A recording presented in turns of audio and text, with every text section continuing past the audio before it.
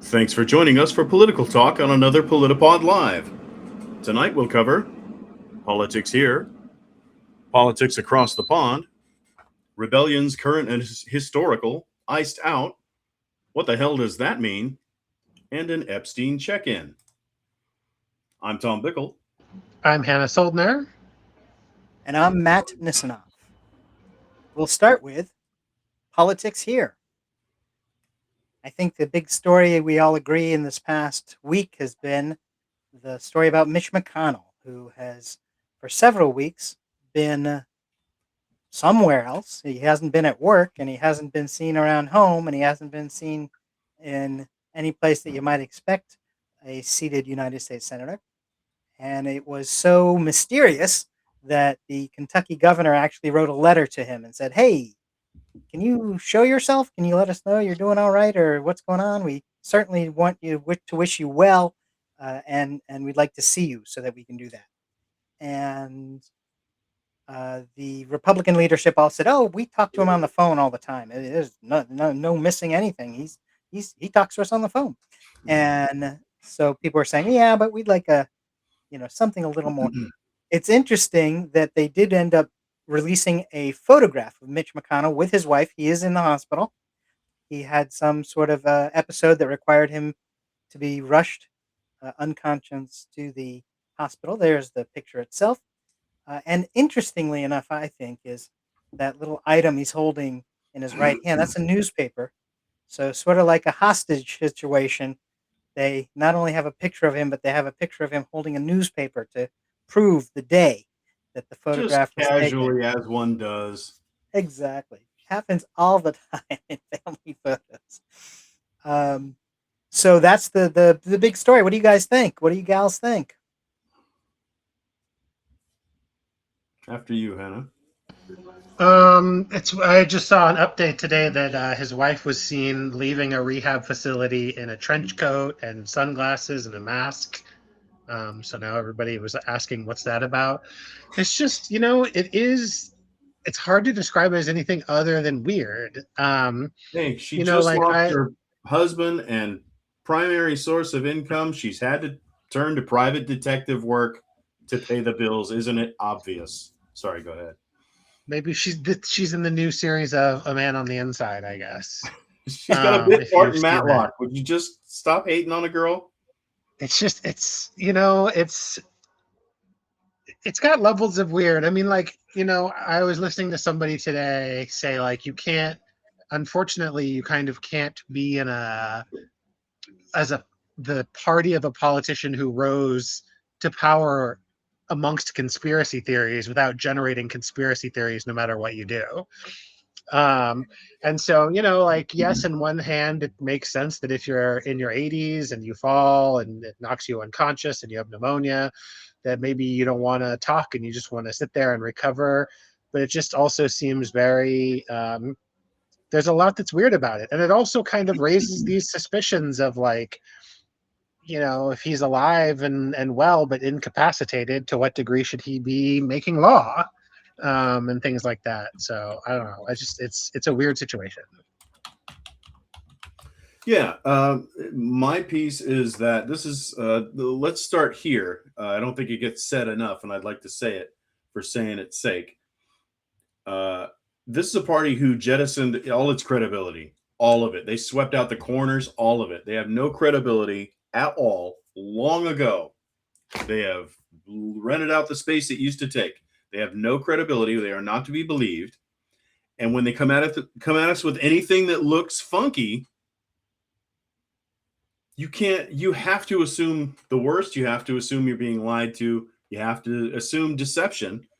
And you'd be a fool not to. With this hokey schlock, this nonsense, listen, experts have said it's not AI. Experts have said it's not, shot 2 years ago. And they say it's this and that. Something is afoot. Just because I don't know exactly what it is doesn't mean it isn't. This is a party who, again, aggressively jettisoned its credibility in part by embracing conspiracy theory to juice up the rubes and get some semblance of excitement in their political party by engaging in fantasy. And they love it that way. It keeps the truth as very, it's a big lava lamp. Is bloop bloop? Is that the truth? No, maybe it's it's up, it's down. Who really knows? You know what I mean? Place your bets. And so this is an environment they've chosen, and for exactly this reason. We don't know whether we're astride or afoot, uh, and that's the way they like it, because I mean, there's a Senate seat at stake. He doesn't have a sister to swear in on the immediate. I mean, for Pete's sake, his sister, is that in the state constitution? It is the South, but you can't take something like this and not laugh in its face and go, no, really, where's Mitch? I want to see him. I want to talk to him. Every device bigger than a 50-cent piece in the world right now has a camera and a microphone. Be the easiest thing in the world for him to pick his little knobby head up and say, hello, world. The lights are still on. All right. Got to go get my catheter changed. Peace out. Double M. Right. And the bottom line is he's a public servant. That is exactly Absolutely. what they should be transparency enough to know that And the Democrats did it with majority. Dianne Feinstein. Yeah. The Republicans are doing it with Mitch McConnell. They're at a level of senator, therefore they get to do all sorts of secret things. That's not the case. In this kind of situation, you got to be honest with what's happening.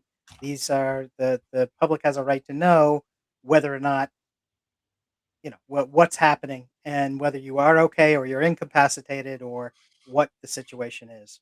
Well, and So I'd like to add, because I just have a lot of feelings about this, Matt. Um, when you can't believe the words of the people who know best, the people who are direct source, when you know they're full of crap, or be a fool not to suspect, what do you have left? You have evidence. The people outside of that house with the paramedics and stuff, they were waiting on a pizza, buddy. They were not in a hurry. If you have a little frail old man decomposing in front of our eyes, falls and hits his little noggin or his little turtle beak, or his heart stopped, which is also evidenced, reported somewhere, and you never know what to believe. Sorry, that's this is the world they've created. So you have to look at other evidence and give it some credence, because you can't believe the direct testimony. And so the paramedics stand around scratching their ass, not in any hurry to get back to the station. What else was it? Anyway, there's several bits of evidence that show this guy, and if he looks this good, just magnifies exponentially the suspicion you have to have that they don't have 3 seconds of him on camera. 3 seconds? Look at this guy. He's fantastic. His skin looks better. He doesn't look this good in years. He should have had a heart attack years ago. Apparently, it's fantastic for the skin. So, yeah, if he looks this good, it makes no sense that there's no video. And you just can't believe him. And we shouldn't. And to me, it's a fraud upon the government. People should go to jail. Anybody involved in pulling this puppet's strings should definitely go to jail. The guy that said he talked to Mitch McConnell, the multiple lying liars who lied when they said, that they talked to Mitch for 20 minutes, I think they should be brought on charges. That's just a little dream I have. I could be wrong. It's just an opinion. There you go. And that person, I believe, was John Thune, who's the majority leader of the Republican caucus. Well, there was another Perfectly good. tidy whitey talking head that said so on CNN, I believe.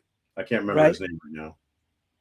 Right, absolutely, and all of them could do a little jail time if they have committed some sort of crime. Let's move on to Lindsey Graham. There's another story that's perhaps a little bit more of a shocker, and that is Lindsey Graham is dead. And they admitted it. Sisters, and he admitted it, right. You had mentioned sisters, and that, of course, is related to the Lindsey Graham story. He died, and the governor of South Carolina named his sister to be the temporary seat placeholder. It is not exactly uncommon for a family member to be named because they want to put somebody in there who clearly signals that they're not interested in staying, that they're willing to just fill out the time so that at the next election it can be up for the seat can be up for grabs. I'm slightly comforted and slightly disturbed at the same time at your normalizing language. Was not aware that you could just reach out and grab, an uncle or something Big, just to plug the hole, the human-shaped hole. That it's so. It just sounded very odd to me when they said, "Hey, sister, why not?" It's like, what is this? The corner store? Is this the mom and pop? Is this a bodega? No, no. right, You'll get right. And somebody anyway. usually it's the spouse. So somebody who's been around and has, knows who he's been talking to and what they're talking about and all that. Well, why doesn't And as I somebody said, it's just? a temporary thing. Why doesn't somebody find a turtle-shaped hole to plug into for Mitch McConnell if it's that simple? Well, I would say it was a point that you'd actually brought up. In Kentucky, the governor is a Democrat, and in South Carolina, the governor is a Republican. So Ah, since these are both Republican senators, it could be that the Kentucky situation is, oh my, he might appoint a Democrat to fill the seat because, as you've just yeah. pointed out, the governor has a lot of power in this situation. They can name any old person they wanna, and so you can see where the Republicans would try to Hmm. would be could be concerned as to Could be who a might be person could named. be tempted to gild the lily a little bit. You're saying, Matt? Is that what you're getting at? Is I that what think I'm that's hearing? where I'm going with that. Yeah, I think Oh that man, it could be you're Andy's. really It onto could something be there. I think. it could be the Kentucky governor's sister who he names. I mean, it's, oh right, well the seat's open. My sister would be a great idea. Right. So since sisters are the rage right now, Mitch McConnell. He has we has a brother-in-law named Vladimir. Am I saying this right? Poutine. Yeah. Just going to right? serve out the remainder of the term, or be vice president in a matter of 6 months. We'll see. We'll see. Exactly. Hannah, anything about Lindsay? I do want to mention we had in there that there was this call that Trump said that he had that is definitely just seems like the most made up thing that's ever happened. When he's just like, "Oh yeah, I talked to Lindsay before he died, and he said basically that what he officially said is like it's really important to pass the Save Act." But it definitely seems like some I met this famous person one time and they said that I was the coolest or whatever. It definitely seems like the most made up thing um, that's ever happened. So Can I tell you? That's well spotted and well said. When I heard him say that I was listening to a podcast edition of Meet the Press from MDC, this Sunday morning TV show, and they said, sadly, Lindsey Graham was supposed to be on this morning, but he passed away, of course. Uh, and we have here to speak with us about his legacy or whatever. His good friend Donald Trump, and Trump gets on there, and the first thing he does is says, "Lindsay would have wanted me to pass the Save Act." It was a huge wish of his.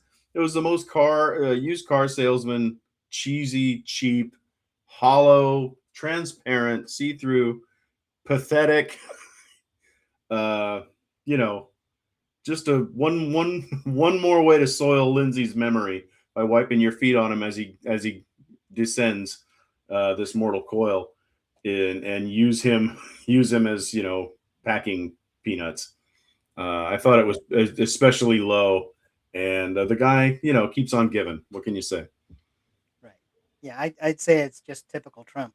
And, I'm surprised that he didn't also throw in something like, and Lindsay also said that everyone should just ignore the Epstein files. You guys, that's old news. And on his way out, he told me, His last gosh, words, he said, "Give Trump a break." yeah, exactly. Which Yeah, could exactly. He still probably happen. just I didn't mean, think of it. I don't know. yeah, the burial hasn't happened yet, so it could be that Trump will get Trump will get another bite at the apple there, We so to could yet speak. see. Yeah. Um, Too true. Okay, well, let's move on to Marco Rubio and some statements that he's made recently. He says that the International Criminal Court is something that the U.S. has not been a part of, but Rubio is renewing the let's uh, let's denigrate the ICC and the idea behind it. It could be that he's sort of helping to position himself for a presidential nomination run, and he's trying to stir up the right part of or his part of the party's base. But all of a sudden, he's brought up this whole thing about the International Criminal Court and how we shouldn't bother with it. Anything on that? I'm against it. There you go. I think Fair it'd be enough. a better world if the International Criminal Court got a few more scalps as they went about their business.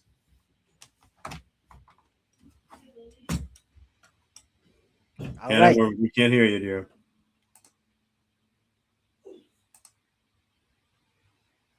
I double muted myself. That's fun. Sorry,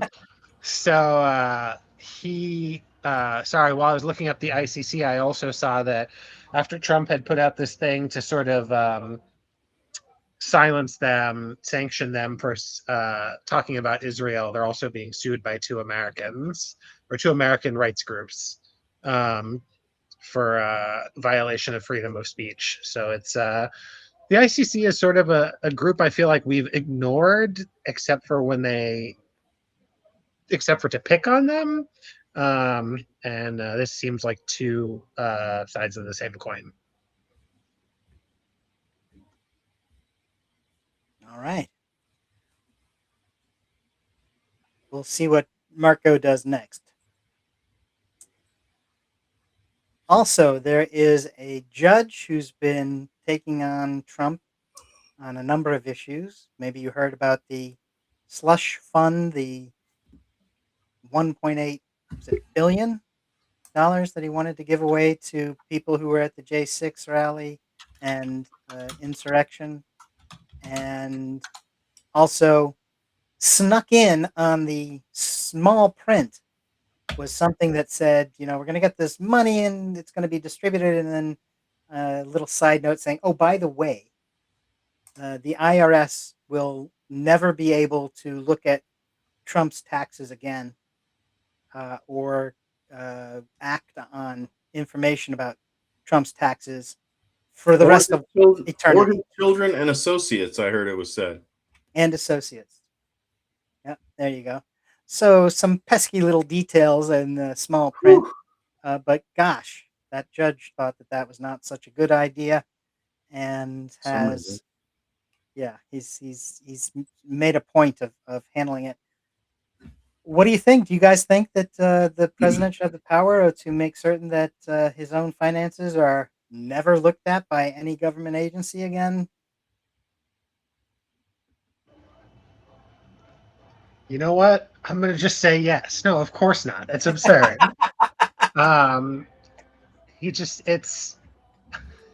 It's so bald-faced. Where is it's all just like such a ridiculous, I don't know. It's all so ridiculous. I can't even, it's so absurd how bald-faced it is. There's not some sort of because of this thing, we're going to do this thing or whatever. It just seems like he's like a toddler about it. He's like, oh, I don't want this to happen anymore, so I'm just going to say that. Right. The typical Trump scam.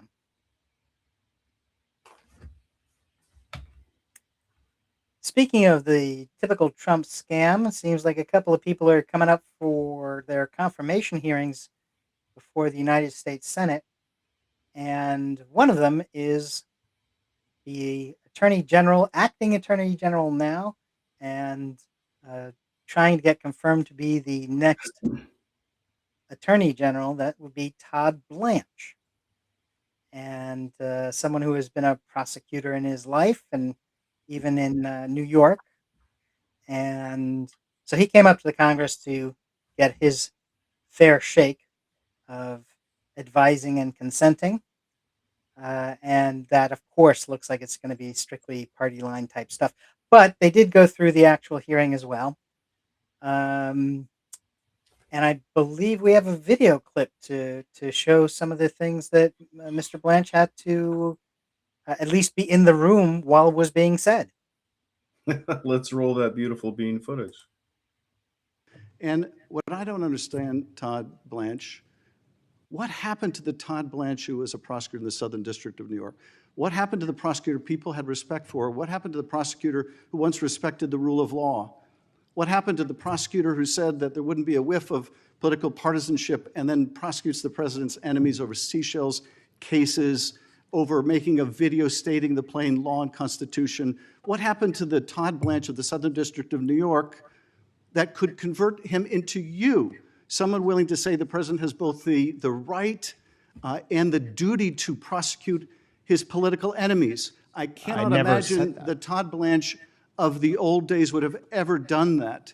What happened to you, Todd Blanche? I'll tell you this. I think Robert Caro had it right when he said that power doesn't corrupt as much as it reveals. I suspect it has just revealed who you are. And who you are is someone willing to sacrifice everything you once believed in for that title, for that position of Attorney General. And it is a sad story that we have seen from Trump appointee after appointee after appointee. We have seen people compromise themselves little by little and then a lot by a lot until they're sitting before this committee and trying to justify the unjustifiable. I yield back.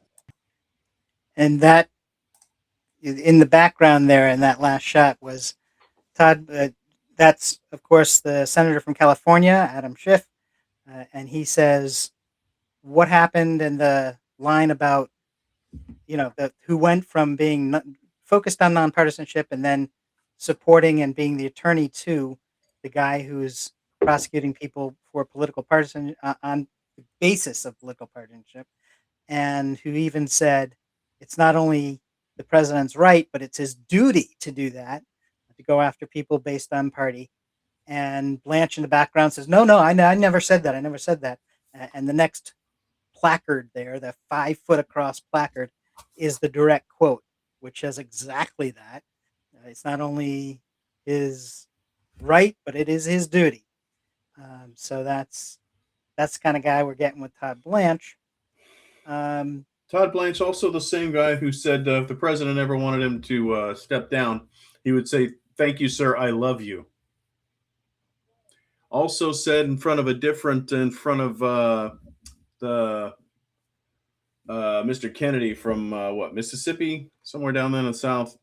Kennedy asked him, "Are you a friend of Trump's?" He said, "I am his lawyer, was his lawyer, and now I'm the acting attorney general." He forgot to put the shield up there for a second. Yeah, I'm his lawyer, he said. So we know where we're getting here. Yeah. This is Roy Cohn Jr. exactly. It's the typical Trump scam, and he's going to get the guy he wants because the Republicans currently are in charge of the Senate. Yeah, and Kennedy, I believe, is the senator from Louisiana, I believe.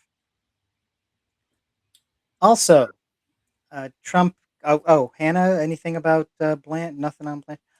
Also, Trump called for opening up the quick update on some other things that Trump has been at while he's been meddling in setting up these confirmations and capturing the last concerns of Lindsey Graham. He also restarted the war in Iran. He said that he's called for the opening of the Straits of Hormuz. Then he says he's calling for the taking over of the Straits of Hormuz, and that the U.S. or he would somehow end up with a cut of 20% of the fees that are charged for ships to get through the Straits of Hormuz. And then he says he's not going to do that. And the Iranians said, well, of course, the Europeans said that's a ridiculous idea. You shouldn't have to pay to get through a straits that that everybody uses. And the Iranians kind of went, well, now let's not exclude ideas. Let him cook. So there's some things that kind of make sense, kind of, but then also said bars. but then also said, oh, but Trump wants 20%, and that's too much. We'll charge, but we'll do much less. Don't worry about it. Yeah. So we'll see how. Yeah, another Trump idea that will be implemented once again against us because it's all he knows is parasitic extortion. That's the only business model he understands. I take money from you and you give it to me. Done. End of transaction. And another little twist of things, he also quickly, with the Iran war being so wildly unpopular as it is, that he also set up a withdrawal of American troops from Iraq. Now, Iraq was a whole different war.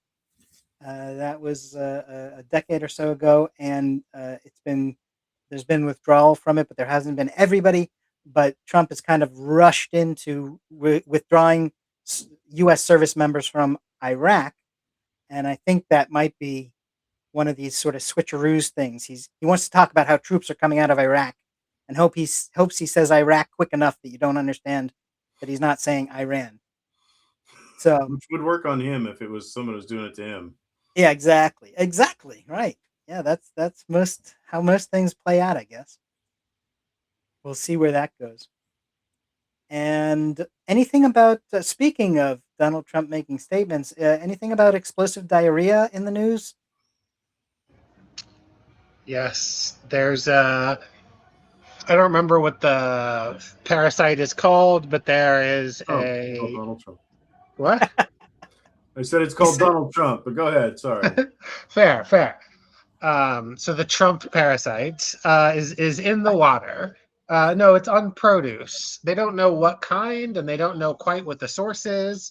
But they're actually, well, I was going to say, but they're trying to figure it out. And a good reason we might not know what the source is that the department and the people in charge of tracking this kind of stuff got doged. It got cut in the Doge cuts last year. And so while an increase in this kind of sickness is common this time of year, it's especially bad. I saw today that here in New York, it's 3 times as bad as it was on this day last year. And of course, we still have no idea what the source is. And so it's being taken out of grocery stores, fast food restaurants, or probably all kinds of restaurants. And they're just not sure where it is or how to stop it or what to do to make it better. So we just kind of have to push through it, I guess, until we kind of figure stuff out, which is, and it feels like such a quintessential Trump thing or just this kind of conservative thing to just be like, well, this is all wasteful. And then they don't realize that the reason that these things don't happen is because we have a huge amount of energy put into making sure they don't happen. Right, there's an infrastructure that exists. Yeah, exactly. It's not too dissimilar from the Voting Rights Act thing that was done by the Supreme Court, where they were like, we don't need this anymore. There's been good voting ever since we passed the Voting Rights Act, so now we don't need it anymore. And it's like, yeah, there's been less parasites ever since we started monitoring them and doing stuff to stop them. So yeah, we're back there again. Yep. Well, let's wrap up for the politics here, and we'll move on to our next issue, which is politics across the pond. So from this scene, you'll see there's all those colors all over the United Kingdom. And just as in the last slide where there were those colors spread out all over the US map, that was the United States broken down into counties. And this is the UK divided down into what they call their constituencies. So the basic political building block that people use to elect their members of parliament. And this is from a couple of years ago, actually. And but that's what you're looking at. And the reason it's here is because it looks like, you may have heard, there will be a new prime minister in the United Kingdom that, because it's a parliamentary system, whichever political party has the most members as members of parliament gets to name their leader as the prime minister. And right now, the most members are for the Labour Party, and Keir Starmer, who's been the prime minister for a little while, a couple of years now, has been run into a bit of a problem and has wound up being asked to leave by just about everybody in the United Kingdom. So it's enough voices that it's made a difference, and he's leaving. He's on the way out. And there's this other fellow by the name of Andy Burnham, who's been the mayor of Manchester and has wound up winning election to the parliament and therefore is eligible to become the prime minister. And as soon as he won that constituency, um, everybody fell in line. There were a half dozen people talking about running against Keir Starmer for leadership, and then when Burnham won that election, everybody just went, "Yeah, okay, well, we're with Burnham." So it's he's gone through to be prime minister very smoothly. We'll see what he actually does. The big issue there is Andy, and the real question is he going to be able to act on what he is promising and turn the fate of perhaps the country itself, but also the fate of the Labor Party from being perhaps wiped, taking some heavy losses in the next election and maybe being able to save themselves from being humiliated. We will see. Speaking of those who might humiliate themselves in England, there's a member of parliament by the name of Nigel Farage. And Nigel has a problem. And that is that a billionaire gave him a bunch of money. Big old $5 million loan or gift or somehow or another. The money went from this very large donor to Nigel Farage. And the system they have there says there's a time period before you are a member of parliament that if you get a big money donation for whatever reason, you need to write it down somewhere. You need to say this happened because it's considered proper because where you get the money from might have an influence, or at least the British public should know who is giving you money and how much, so that they can see what you do and see if there's concerns. And Nigel's argument was, well, but it was before I was a member of parliament that I got this money, so it doesn't really matter. And I didn't really have to report it. But he really did have to report it, and he really didn't. So to answer that coming up as a question, he has decided to pull a parliamentary trick where he says, well, I'm going to resign my seat. And therefore, there has to be an election to make certain that this constituency, Clacton is what it's called, to make certain that Clacton has an elected official in Parliament because I'm gonna resign. So he was expecting that everybody would, of course, be very concerned about this and would all the major parties would jump around and see what they could do to maybe defeat him in an election. And what's actually happened is all of the other major parties have said, well, there's a committee that's looking into your financial dealings, and they haven't made a decision on how they want to handle that. So when they make their decision, they will call for an election. We're not going to participate in your little farce of an election when you resign so that you could try to bring things up. We're going to wait until the committee makes its final decision. So we're not participating in your little scam. And Nigel had teed up the whole thing of being, this is the establishment versus the people. You'll see that all the establishment will come out to try to defeat me, and then I will represent the people and I will win. This slide here shows a member of one of the parties, the Liberal Democrats, a fellow by the name of Ed Davies. And Ed said recently, here's the quote, that actually the slide we just had, there we go. We take elections very seriously, so I can't back a joke candidate with ridiculous policies. So I hope Count Binface beats him, meaning Nigel Farage. So with all the major parties saying they aren't going to field candidates, one of the candidates who has said, I will run, is a fellow by the name of Count Binface. It used to be called Lord Buckethead, but there were some legal issues there, so he became Count Binface. And Count Binface, currently in the general population of the UK, is polling way ahead of Nigel Farage. Now, there are going to be another dozen or so candidates, but none of them have as high a profile as these two. So it's going to be portrayed as a race between the two of them.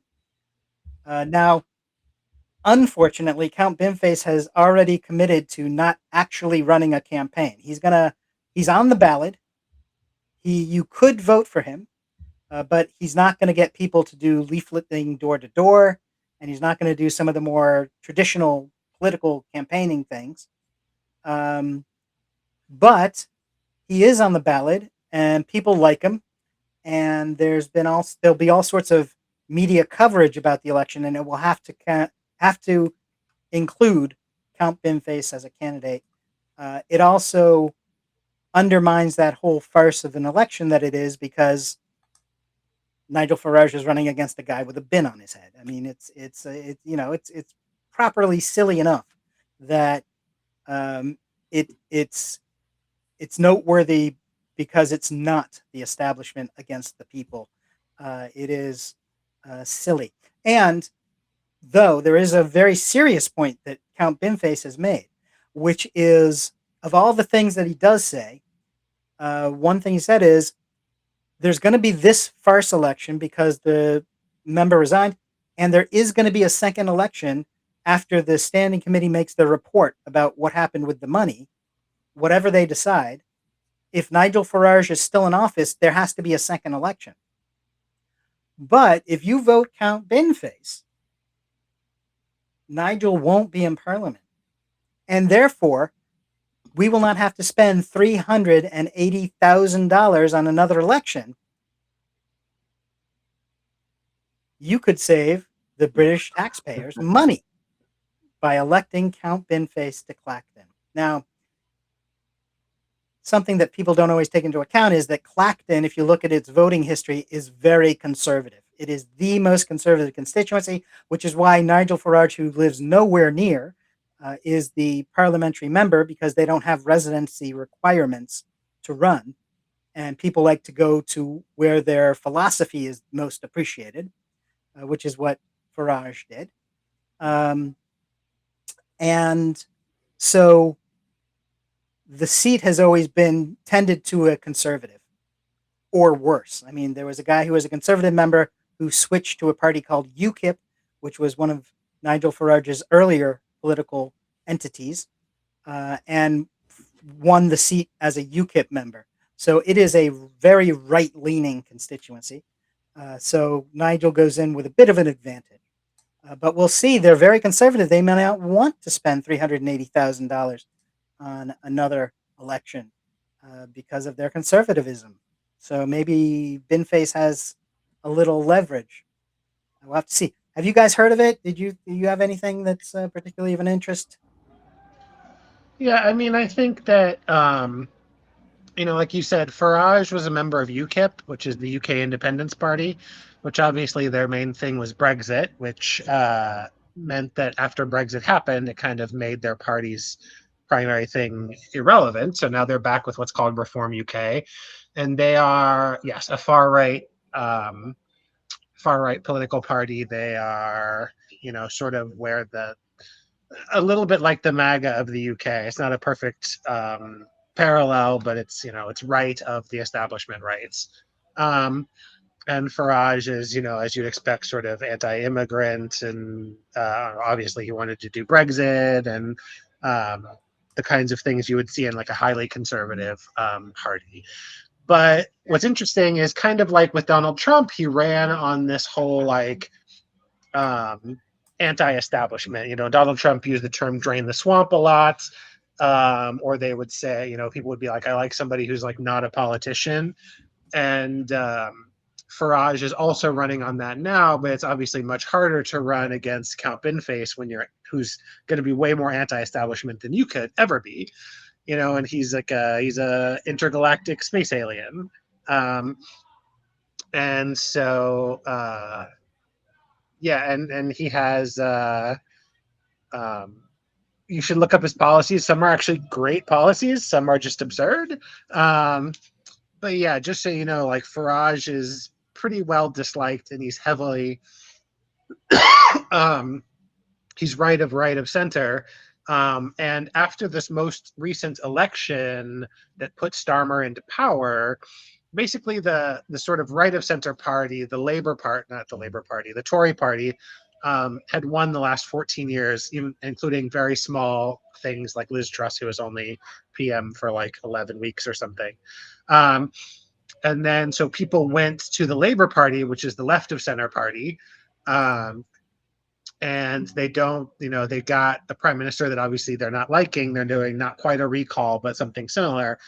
And so a lot of people are going either far right, which is this Reform UK, Nigel Farage's party, or they're going to the Green Party.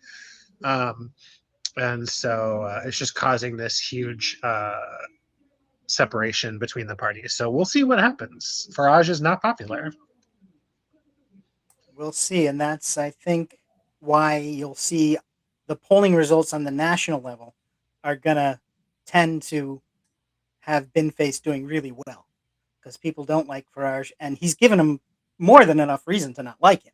So it's certainly honest, but that is more nationally. As far as Clacton in itself, I think it's a very conservative place, and I think they do think of Farage as a wunderkind, to use a non-British term, and so I think Clacton might well support him in a disproportionate percentage from what the national feeling is. We'll have to see. We'll have to stay tuned, and it'll be interesting to see what does happen. There's also there will, as I said, the media coverage is going to talk about the two of them and sort of make it a two-person race because they're the two top contenders. There are another dozen people who will get onto the ballot one way or another. There's a political party called the Monster Raving Loony Party. They will have a candidate running in Clacton. And the other, some of the other right-wing groups. Now, you mentioned Reform UK, which Farage is the leader of. There's another one called Restore UK, which is perhaps even more right-wing than Reform. But interestingly enough, they're not running a candidate in Clacton because they once again came out publicly to say this is a farce of an idea and it's Farage throwing a temper tantrum and we don't want to participate. However, there's another right-wing party called what that used to be called the British Nationalist Party, the BNP, very racist group, and they have disbanded by name and reformed under a different name. And one of their candidates will be running in Clacton. Ironically, they're calling themselves now the British Democrats. We'll see if that helps them or hurts them in the election. And there was a guy dressed up like a fox, just like Count Binface dresses like a bin, a trash can. There's another candidate who likes to dress up like a fox, and he likes to run in various elections whenever they pop up. But he withdrew yesterday. So the guy who dresses as a fox is not going to be in the Clacton by-election. We'll see how that affects things. Tom, anything about Burnham or Farage or Binface? No, I do love the symbolism. Alrighty. And the final word on politics from across the pond. There's a longtime conservative by the name of Anne Widdecombe. She was in the Conservative Party for a while, in fact, served in the Cameron administration, and then became one of these ultra right wingers in the Reform Party. And actually, she was found murdered in her home. With the police were shocked by what had happened to her. She was the way that she was found was really grotesque, and regardless to her political philosophy, this is a stunning development that they would happen. Now, there have been some labor members who have been shot recently or within the past couple of years, and so the political violence is a thing. But they're saying that the person who has been identified as the attacker is a 28-year-old white man. He's not politically affiliated with any of the other parties. So this does not seem to have a political motivation, but we don't know all the details yet. Still being looked into. So we'll want to keep track of what that is and what happens, and of course offer condolences to her family, friends, and constituents. Uh, Time to move on from the UK. We'll move on to our topic of rebellions, current and historical. We'll be talking about some current issues and not the historic this time. There are 12 states who have attorney generals suing to block a merger between Warner Brothers and Paramount. And the idea is that they will make such a monopoly in the entertainment field that the attorney generals are saying the fact that this was okayed was kind of weird, and it certainly shouldn't happen. So there are 12 states who are taking it to court to see what will happen with that. Anyone up on the Warner Brothers Paramount issue? There's the Paramount just went through this. It was purchased by Larry Ellison or his son, some Ellison. Um, it's gone through obviously huge changes, and for it to be buying out another big player in the industry is it's the reason that we have antitrust and anti-monopolistic ideas. People will be out of jobs, things will change. There's been massive editorial changes since Paramount was taken over, um, and also Warner, it was just recently flipped, so it's going to be flipped again. It already went through a huge round of cuts and massive changes and things getting sold off and people losing their jobs and things like that. And that's just going to happen again. And this is why we need. It sounds maybe a little bit hokey to say it this way, but like there's a reason why we have diversity of voices and platforms and things like that, right? Like um, Warner used to be part of AOL, who went through not AOL. It did used to be part of AOL. That's not what I meant to say. I don't know if it was ever part of AT&T, but they also went through a massive trust busting thing, decades ago. And we've had so much dilution of our antitrust that we now have these giant corporations that own everything. And then the problem is that because of the way that companies have changed, then people with a ton of money can just buy up, a TV network, or in this case, several TV networks, and just kind of bend the world to whatever they think. And it's we've already seen a lot of its horrific fallout in the last couple of years, and it would just be exacerbated by this. So I'm glad people are pushing back. And now, is that similar to the whole issue with the flock cameras? There's been a number of locations that have decided to not maintain their cameras because there's authorities are misusing them.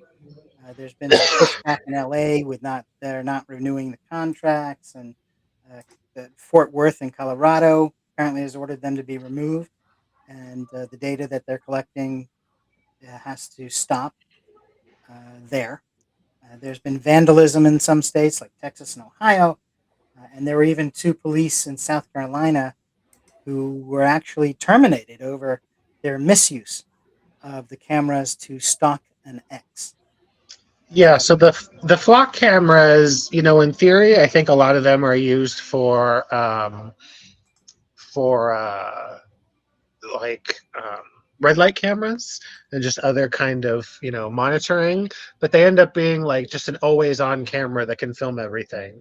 And the company behind them has not agreed to not sell their data to people, so they could easily sell it to ICE, and ICE could put a code in that says, hey, look for people who are not white and we're going to track them down or whatever, right? It takes pictures of your your face, your vehicle, your everything around you, like your plates and all this stuff.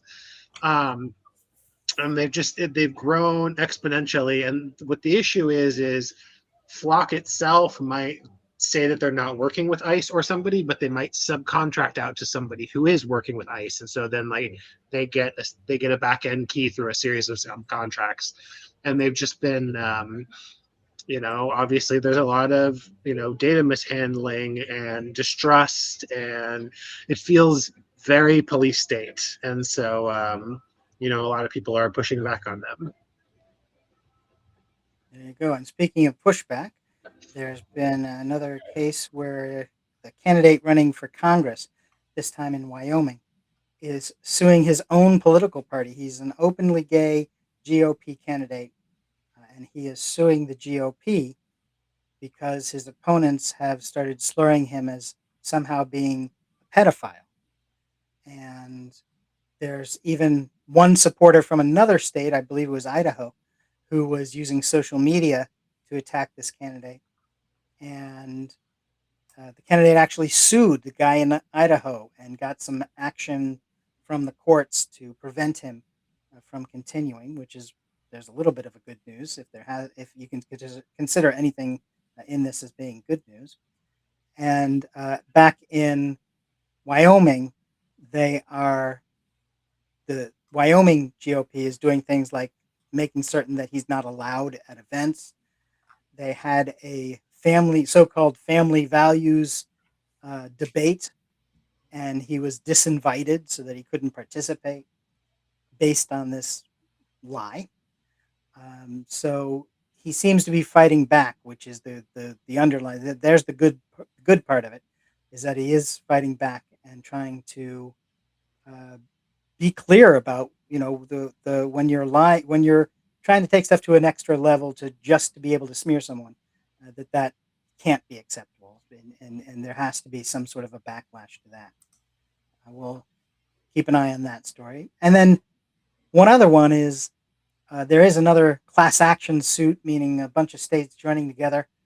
This time there are 15 states. Before we mentioned there was the 12 AGs from states. This time there are 15 states that are suing the federal government over Trump's termination of a school-based mental health grant that is helping to fund mental health services. And the Republicans had already deteriorated it from a grant from the government to the states and made it school-based and made it these individual block grant type of things instead of the federal government just providing the money. Congress allocated $1 billion after the Uvalde school massacre that you might recall, and it was supported by all of the elected Republicans up and down the levels of government and from Texas.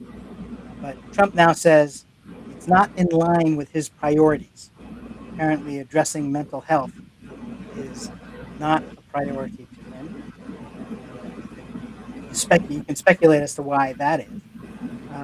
But he's trying to make certain the money doesn't go through, and people are standing up to that. Anything on those issues before we move on? I do want to say that this idea of the guy suing the GOP because they called him a pedophile, it actually kind of seems to me not too dissimilar than what we were saying about the or what I was saying with the conspiracy theories above. Like, if everything is a conspiracy, then it just becomes a conspiracy, and the GOP has been calling anybody they don't like pedophiles for a long time, be it queer people or progressive people or people who are doing sex education or whatever. And so, of course, they're going to start calling their own people pedophiles if they don't like them, and it ends up just becoming this thing where, they're just going to say it about anybody they don't like. And so this is not surprising as much as it's awful. All right. We are moving on to Iced Out, our next issue. And this is what's going on with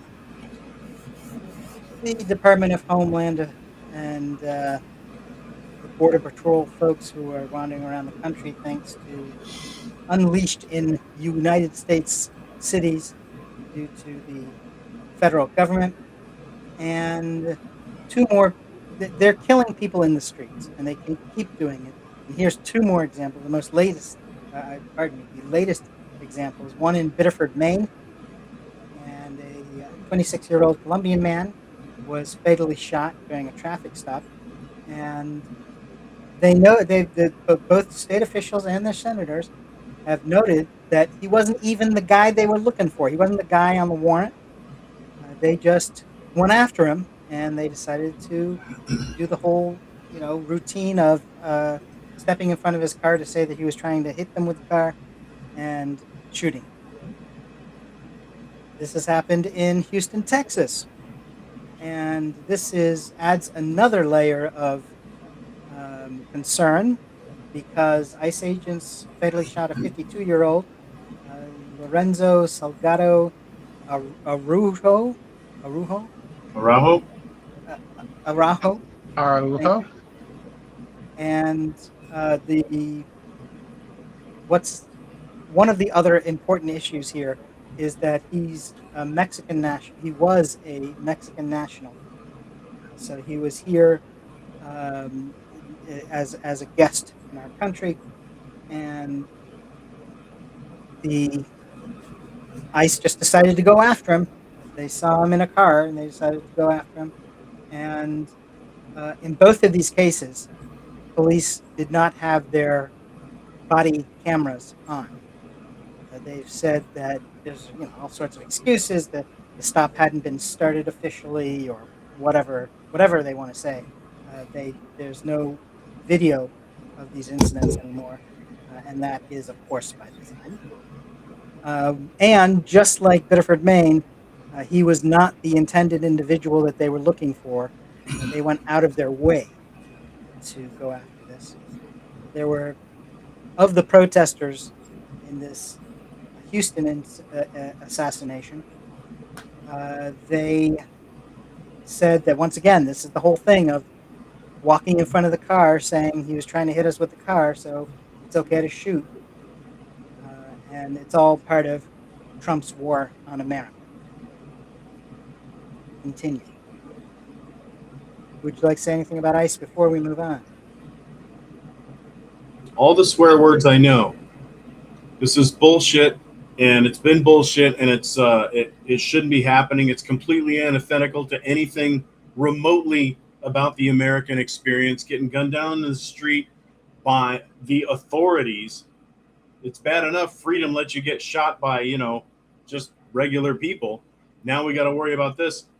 And I keep hearing people point this out, and it sounds like it should mean something, but it doesn't. And it's starting to irritate me. And that is that he wasn't even the one they were looking for. What does it matter? And I say this belligerently, but not to you. What does it matter if he was the one they're looking for? There's no good reason to shoot people in the face in their car. Just sitting there. They're not robbing a bank. They're not pointing a rifle at you. There's no good reason to shoot anybody in the face. I don't care whose list it's on. I don't care if they're the guy you're looking for. There shouldn't be a distinction. It makes it sound like almost, well, if he was the guy, I guess he does deserve to get gunned down like a dog in the gutter. No, I don't. It's a dumb distinction. Unless there's a point to it that I'm missing. There's probably, maybe it means something practically, but there's no good reason.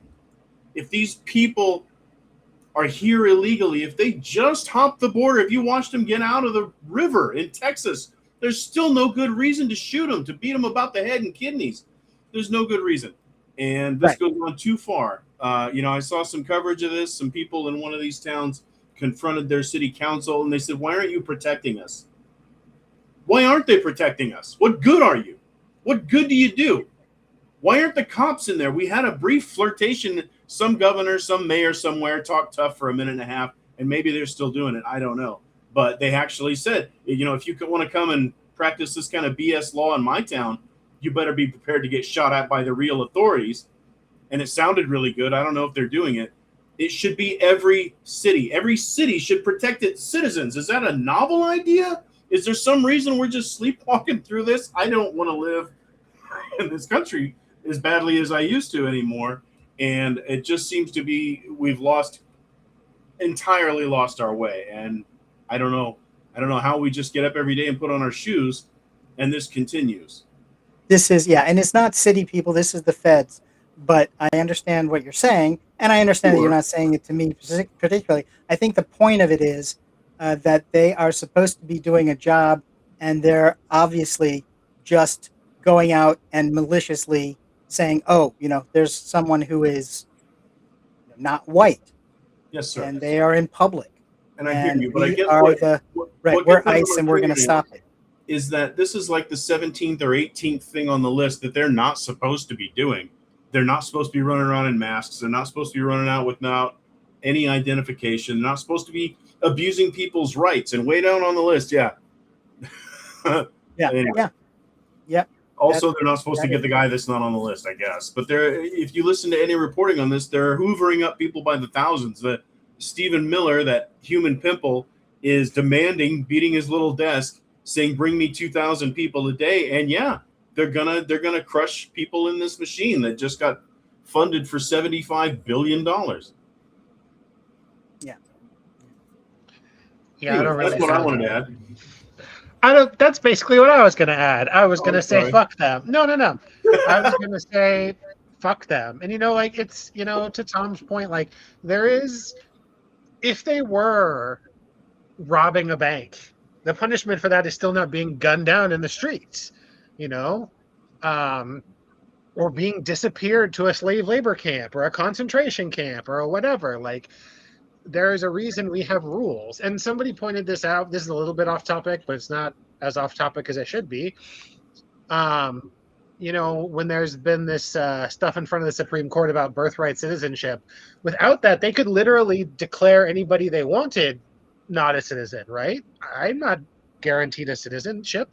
Um, because there is no, like, oh, if your parents are born here, then it's not there. We only have birthright citizenship or naturalization. So you could easily just grab a group and be like, hey, we're eliminating this, and we're saying our political enemies are not citizens, and we're going to send ICE after them. That's where Like they're it's not going that, with it. yeah, it's not that many steps from like, it's already Gestapo, but it's not that many steps from like movie Gestapo. Can I point something else out?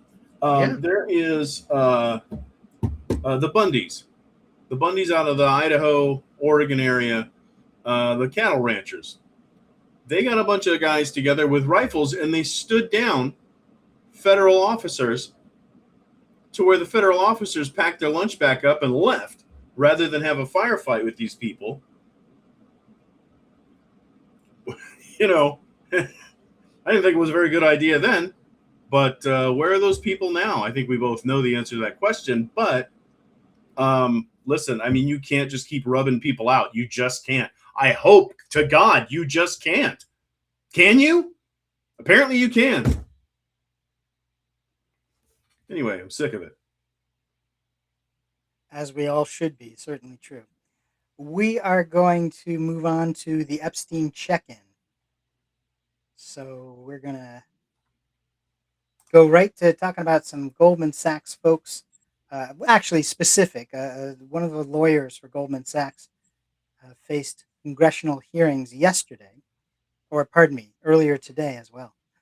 And she was questioned about her ties to Jeffrey Epstein and why the bank kept her on after their relationship, whatever the relationship was revealed. Committee members found that there had been exchanges of emails between the two, between this lawyer and Epstein, between 2014 and 2019, which was well after he was convicted of soliciting children for sex in 2008. And it was also, they started a year before she was hired by Goldman Sachs. So what's going on with that? That's what the questions were about. It also showed that what she'd actually been doing was sort of coaching him on the differences between sex with a minor as a sex victim and adult prostitution. What are the legal differences between those? As he was going off to defend himself legally, I imagine. And in turn, she was being given gifts for all of this. Apparently, she was given, according to MS Now, a $9,350 Hermes handbag, a $10,000 in gift cards to Bergdorf Goodman. I'm not a frequent guest there. I apologize for mispronouncing. A Fendi coat valued at $4,200 and an Apple Watch. So she You can was, say McDonald's on the first try. yeah.